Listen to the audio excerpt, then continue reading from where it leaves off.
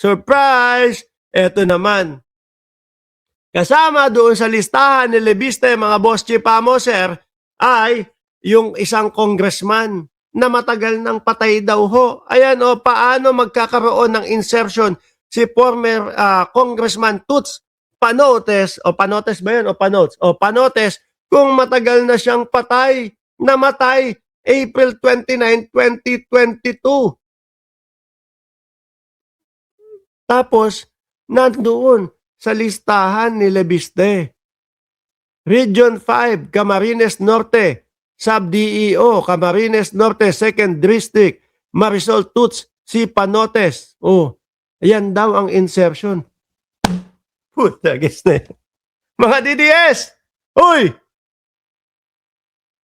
Sila ba mga tuktok ninyo, mga DDS? No? Tapos, paniwalang-paniwala kayo dito sa batang to? Oh! Ayun na oh, sumalangit nawa ang inyong kaluluwa po, madam, no? Pero ayan, nasasangkot po kayo. Kasama daw po kayo sa nag-insert. Diyos ko po, Lebiste. Died April 29, 2022, Camarines Norte. Born 1946. Paano nga naman ho yun? Strike 3, mga boss.